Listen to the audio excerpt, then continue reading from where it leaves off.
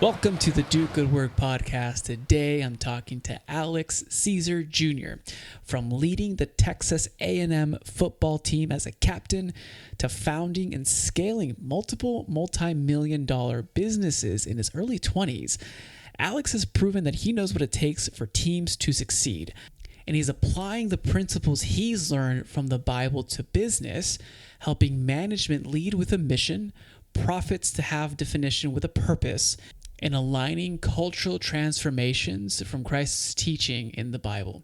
Even if you're not a believer, keep an open mind and listen to Alex's inputs and strategies here because they are invaluable and based on principles to help any team with their cultural transformation for growth. Alex, welcome to the pod. I am happy to be here. Thank you for having me. I'm excited, man. It's really cool to see your journey and read about what you're doing. Like some things I resonate with, other things that I'm like, whoa, that's incredible that you did, like engineering, football, the real estate, the business, the consulting with corporations. But I'm curious, looking back, what would you say is a central theme that ties all these different things together? And how are you leveraging that to move forward? Well, that's a great question. So we were kind of talking pre-show about the book thing that I was telling you about and how I had 3 books on the shelf and all of them were kind of specific to certain genres and topics.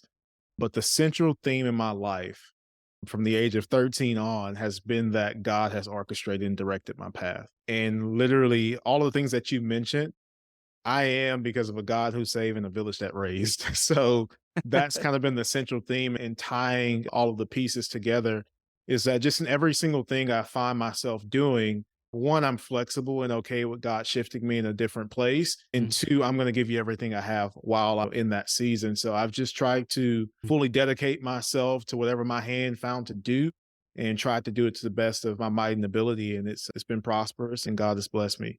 I think that's key. I was talking to a pretty successful business owner today in the online space, wants to reach some pretty impressive growth goals, et cetera.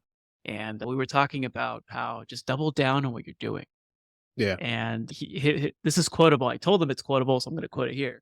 Yeah, do it. Don't give up something great for something new. And Ooh, that was pretty interesting because I think like there's a lot of different opportunities, a lot of different that's paths of good. growth, a lot of new things that you could be doing. And what I've seen be consistent is those that stick to, like how you mentioned, whatever is on your hands, whatever you're given, whatever you're seeing your path lead you to, but doing that to the best and seeing it through. I think that's the number one thing versus bouncing and jumping like a flea. You're never going to get anything. And that's a trend that I've been seeing for anyone who's successful today is that they stuck with it and they persevered. Let's talk about the journey. Going through the thick of it, I mean, you're definitely very trusting. And so talk about trusting and discerning in decisions. That could be a key piece.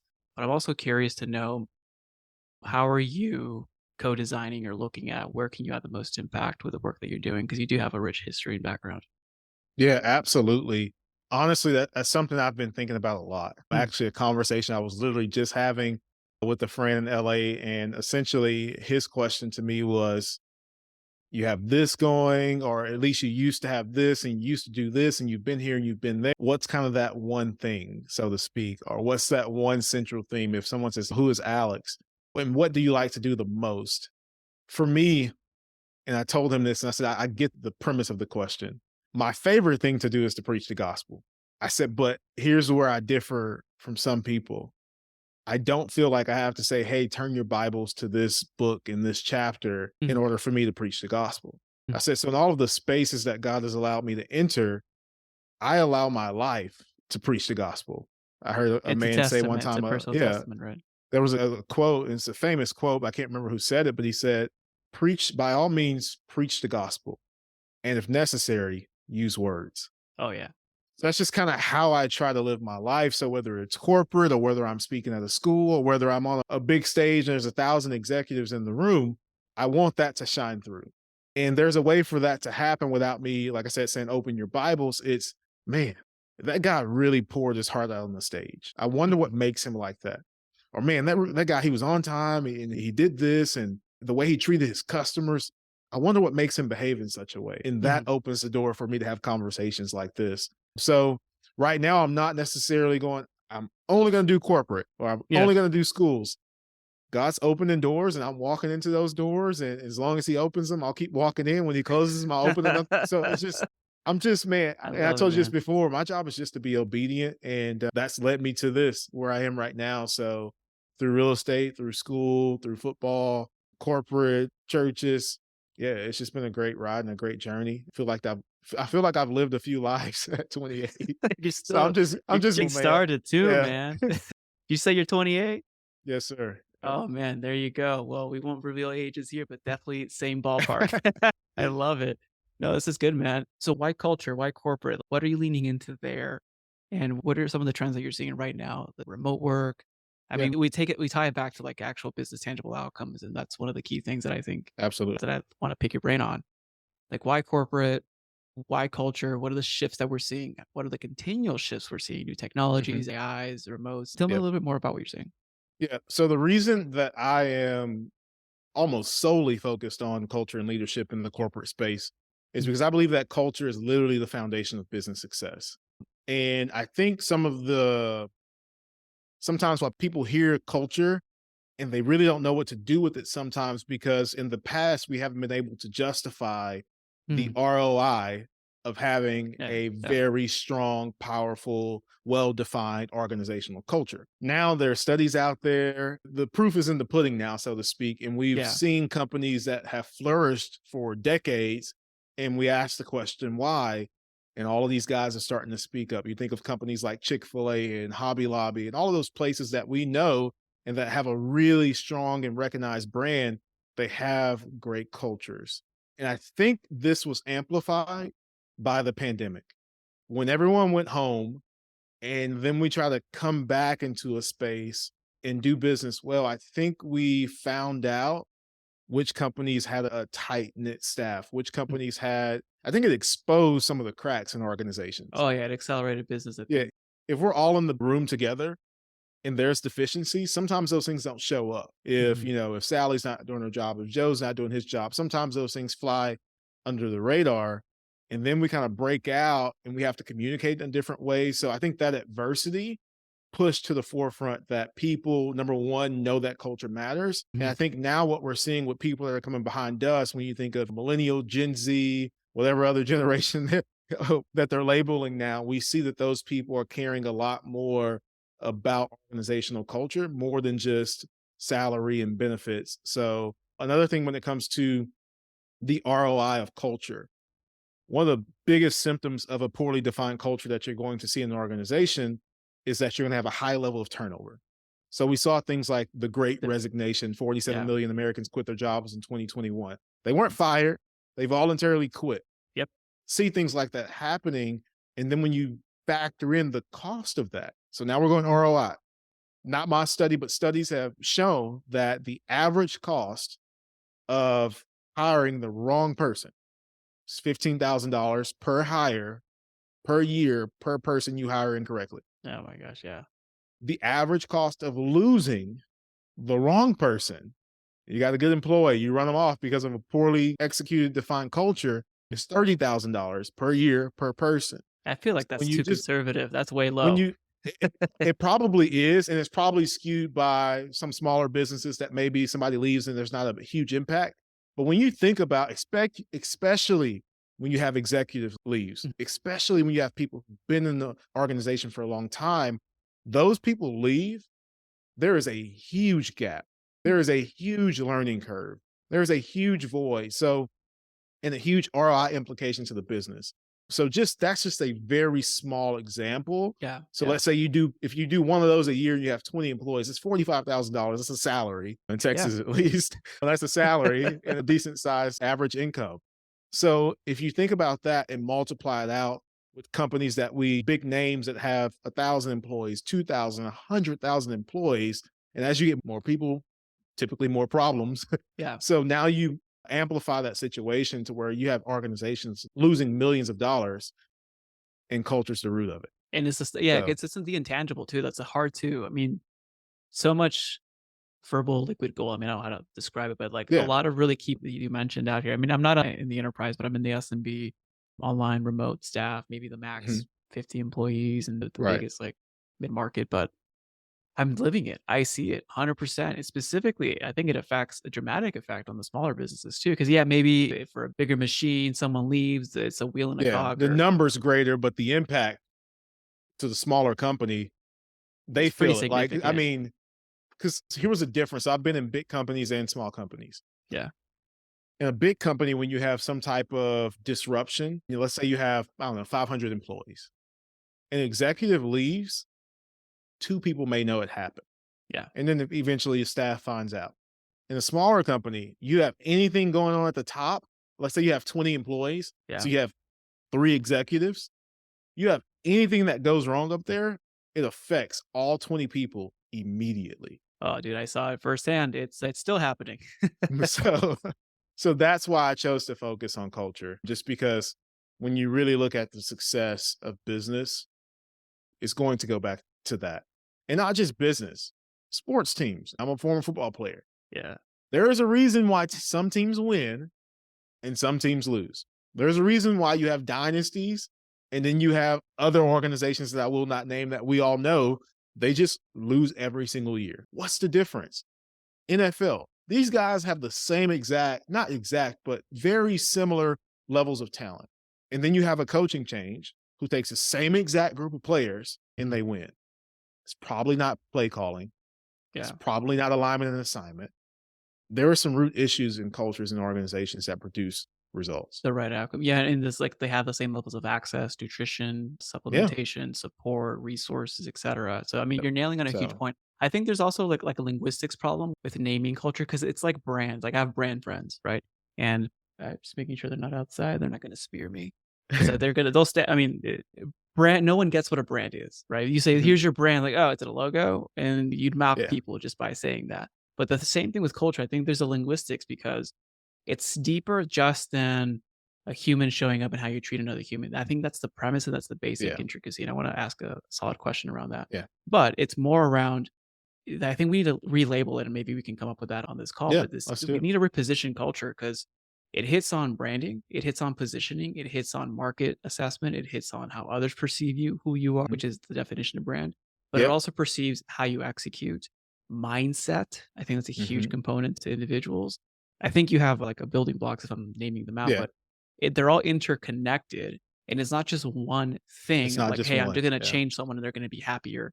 And by that, they're gonna come and produce more. You'll have 15% more efficiencies. It can be to the fact of now we're producing winning products in the marketplace or services, or our Absolutely. clients are referring us more. How can we reposition the term culture in a way that I don't know, makes more sense to kinda nail Yeah. it on the head? Yeah. So if you look the definition of culture up on Google, you're going to find that culture is the shared beliefs and attitudes that lead to how a workplace is experienced, which may mean something to some people.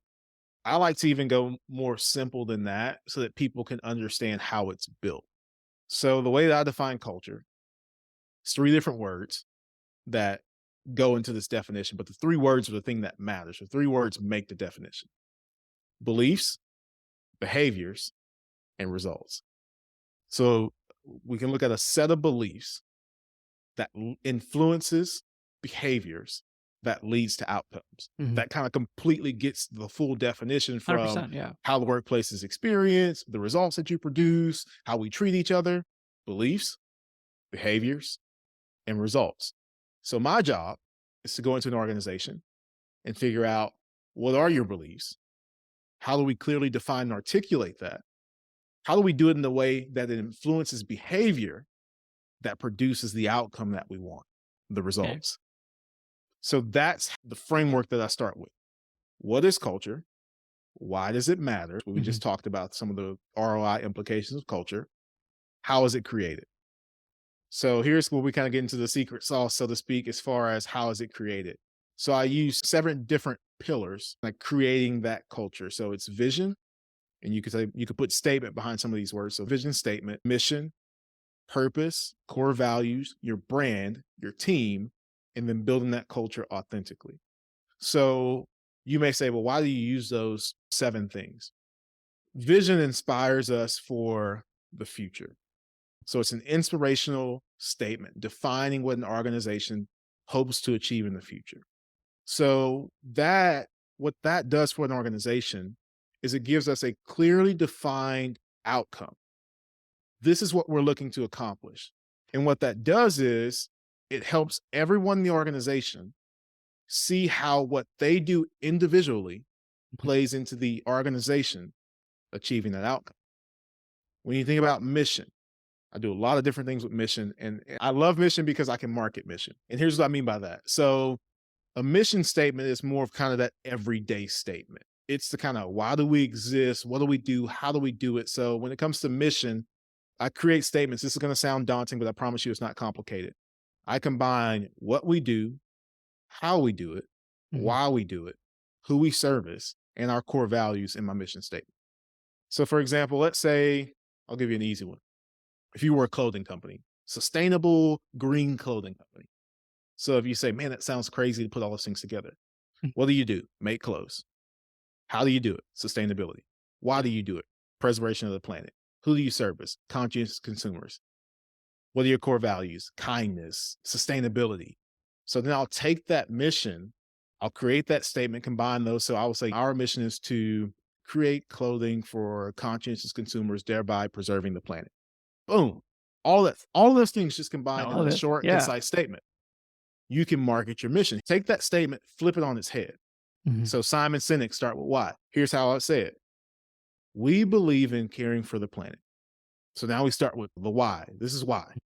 We create clothing that is sustainable and stylish for those who are conscientious. If you believe in this like we do, stop by Stylish by Caesar, whatever your clothing company. Mhm. But the reason I love that is because you can flip it on its head and market it. Your purpose, why do you exist? Why are you in business? That purpose helps produce perseverance. So if we're an organization and times get tough, you can tap back into that purpose and you go, man, this is why we're doing this. This is Mm. why we show up every day. What are the other ones I named? So core values, they influence behavior. Those are your non-negotiables, the traits that you look to or that you care about the most. So the things that you just will not negotiate on, these are our core values. This is how we live it out. This is what we expect. So core values, you decide them, you define them, and you demonstrate them. So that's what Yeah, creates a that's the key. feedback loop in organizations that says, hey, this is actually important. If you write some stuff on the wall and you don't do it, just take it down. Yeah, 100%. Like it's better not to even have them than not do it.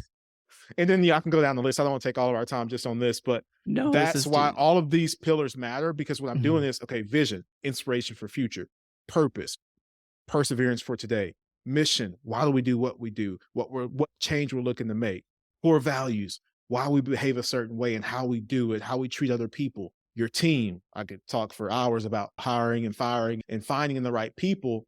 But when you put all of those kind of who we are, so the way I look at brand, and I put brand in there as well. Mhm. Brand is be, say, do for me. Mm. So the being is who you are at your core. What do you say? So the messaging, the marketing, and then what are you doing? Because that's Mm. what it's all built upon. Be, say, do. Yeah.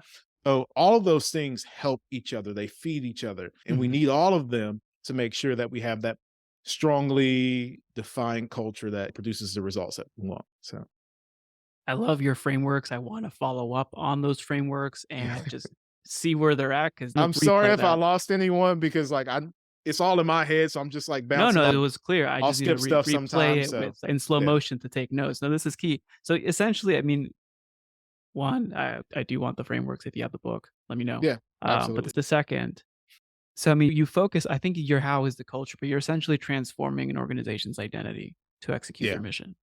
I think that's the absolutely. key thing. That's where this stems from because we just hit marketing, we hit people, we hit operations, we hit R&D, we Yeah. hit branding, and that's I think the key thing is like when we talk about an intangible like brand or culture, like what does that actually mean? That's what it actually means, and I think Yeah. that's important. Yeah. And for the ones who don't, so for some organizations, we are kind of transforming that identity to produce the outcome. For others, we're articulating it. Because there are some organizations that operate at a high level, but it's kind of, they have the Yeah, founder effect. yeah. It's all trapped in his head or her head, and they don't know how to articulate it very well. So when they leave, there's this huge drop off because oh my gosh, we kind of knew what we were doing, and as long as he was around or she were around, it was great. But when the founder's gone, so that's my job when I go into organizations that have strong founders that kind of still lead everything and take charge. I'm like, we have to get this out of your head because this will not outlive you if we don't articulate it well. So then I go into the framework of the vision. How do you actually write it? The mission. How do Mm. you actually write it? The brand. How do you actually define it? That way, whenever you're not around, we're still pushing towards that outcome. So Yeah, that yeah, clarity is so good. That clarity is so good. One thing that you mentioned earlier, and I kind of want to see first, like how you resonate with the statement, and I've seen this with small organizations, are typically the organization or the culture is a reflection of the leader. What do you think about that? it depends. It depends on because I've seen organizations that, well, I guess I would say yes with a caveat because leadership is not always the person who has the biggest title. So I would say that culture is a reflection of leadership, but sometimes it's not the person that top seat that's actually leading the organization. Okay. So, for example, I'll go back to sports. The outcome, the culture of a team is normally a result of leadership. Sometimes the head coach isn't the leader on the team. So I've seen it to where the offensive coordinator has way more power and pull than the head coach, Mm. or the CO is actually the person really in charge, and the CEO shows up one time a month and he or she just keeps a title. So yes, I would say it is a derivative of leadership. However, sometimes who we think is the leader is not. Oh, I think that's really important. But I mean, everyone is a leader. But if you find yourself in that position with the influence, and I wouldn't say like just like the power, but like the right. more the influence, Decision or making, authority.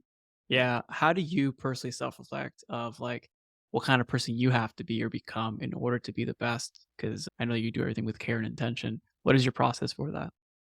Yeah. So I'll kind of go to like the leadership replication model. Okay. And here's what I mean by that. So it is this: number one, I do it. Number two, I do it and I bring you with me. Number three, you do it while I watch. Number four, you do it. Number five, you do it and bring someone else. So, what I am consciously doing all the time as a leader is making sure that I am mastering my craft. That way, I can influence and lead someone else properly.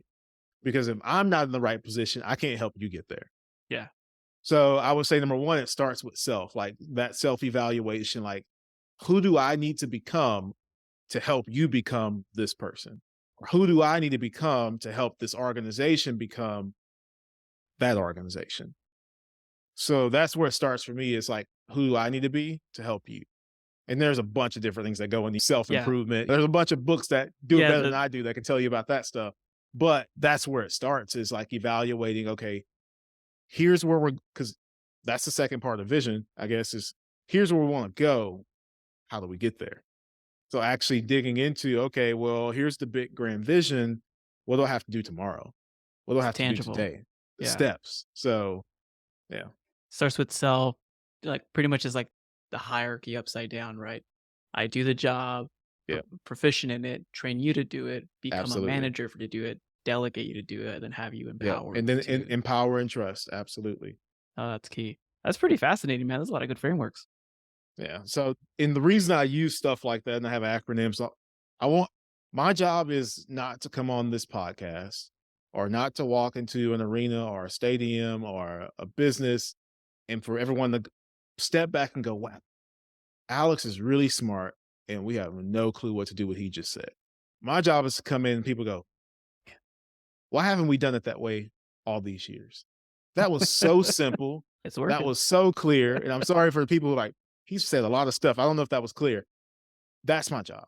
Yeah. I just want to be clear. I want to articulate it well. I want to provide clarity for you. That way, whenever you're clear, you can run fast. Yeah.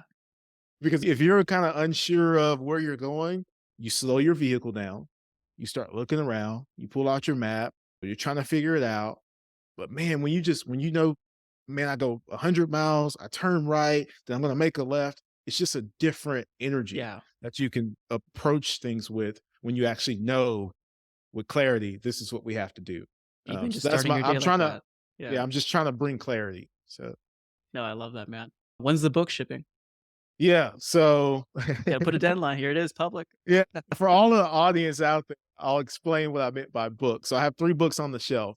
And I was kind of dragging my feet on all 3 because all of them are specific to a genre. So one is a devotional, One is more geared towards students, and then one is organizational culture, which essentially I've already taught that book through my course and the framework and everything. So that one's easy. But now I'm working on something a little bit different that kind of brings all of those things together. So I think that'll probably end up being number one. The reason I'm saying it probably is because this information is new to me as of yesterday. So There you go. it's early, so I'm not 100% sure, but I definitely have work to do. And yeah, so, but for my That's culture exciting, people, man. I already have something for you. I'm working on the other stuff. No, I love it. Well, Alex, where's the best place for people to, one, thank you for being on, and two, learn a little bit more about what you're up to? Yeah, absolutely. So Alex Sezer, Sezer, alexcaesar.com. On there, you'll find kind of what I'm about. And then as well, you'll find the links to the Instagram, Alex Sezer Jr., YouTube, Alex Caesar, and LinkedIn. I would love for you to connect with me on LinkedIn. So I want to Cool. We'll keep put all those of my links in the business show people notes. in my business network. So Uh, I'd love to meet everyone that's heard this. And yeah, I'm just here to encourage people and bring some clarity. So I love it. Put those links in the show notes, Alex. Thanks again, man. thank you so much, Raul. I appreciate it. If you found value in today's podcast, please consider sharing this with someone that you believe could also benefit from this episode. You never know, you may be the catalyst that opens them up to a new way of operating their business and experiencing life. As always, it's an honor to be a small part of your journey. This is Raul Hernandez. Do good work.